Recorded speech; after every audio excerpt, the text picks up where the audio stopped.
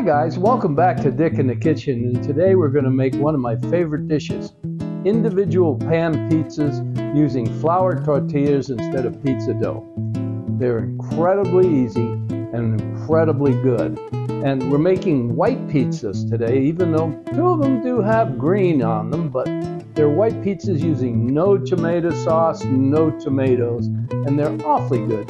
So keep your eyes open. You're going to learn something today. And if you like what you see, please like this video and subscribe. We need some more subscribers. So help us out. Let's get going. And we're going to make some incredible pan pizzas. We're going to start off by preparing all the toppings for all three pizzas. And then we're going to put them together. The first thing we're going to do is chop up and slice thinly 5 garlic cloves, and we're going to add to that about 2 tablespoons of olive oil and let them soak. This makes an incredible garlic topping that we're going to use on the spinach pizza, and we're going to use some of the oil on the prosciutto pizza. Next, we're going to slice up 1 fairly good-sized shallot and slice it thinly. And we're going to use that one also on the prosciutto pizza. After slicing the shallot, we then slice our red onion, which we're going to pickle. And we're going to pickle that with some yellow peppers. The recipe for that is in the description, and it's really delicious topping. In fact, you can use it afterwards for salads and all sorts of things like sandwiches. Makes the best darn pickled onions. Next, we slice up about 5 or 6 button mushrooms. You can use white mushrooms or porcini mushrooms, it doesn't matter. Then we're going to take them and saute them gently with some olive oil until they're just starting to change color, and put them on the side and for use later with our spinach pizza.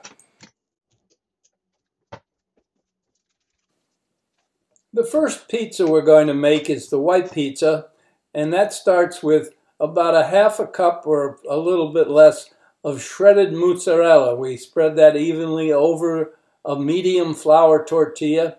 Then we add about 5 or 6 pieces of fresh mozzarella to the mixture.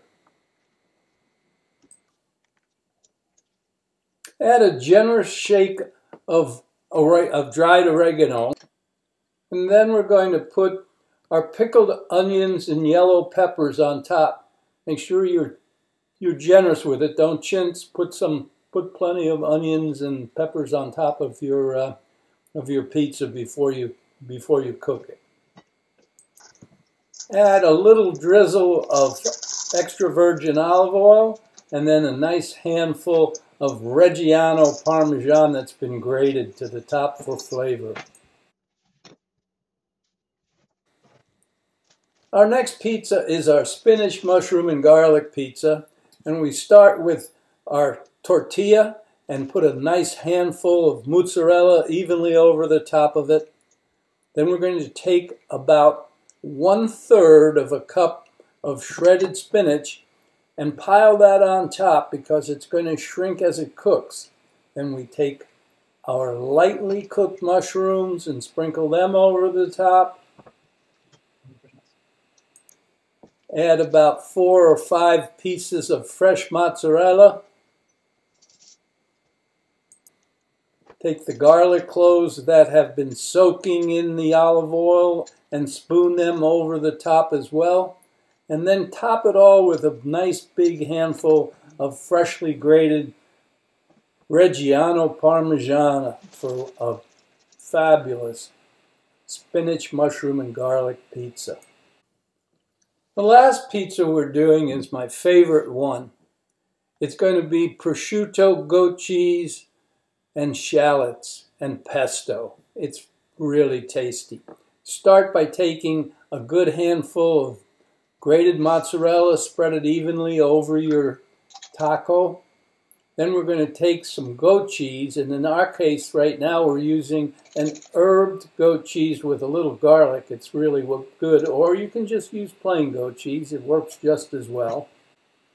Then take your basil pesto. I use bottled pre-made pesto, but you can make your own if you want to, and spread that over the cheese and the goat cheese. Then we're going to place all of our sliced shallots on the top, add our sliced prosciutto, and then we're going to top that with a handful of fresh Reggiano Parmesan before we bake it. The last thing we put on top is our reserved oil from our garlic. Whatever you have left, just sprinkle it over the top. Take your 3 pizzas and put them on sheet pans and sprinkle a little bit of semolina flour first so they don't stick to the bottom. Put them in a very hot oven. I preheated this one to 500 degrees for about 10 to 12 minutes until the edges start to get really brown. At which point the pizzas are done. You can take them out.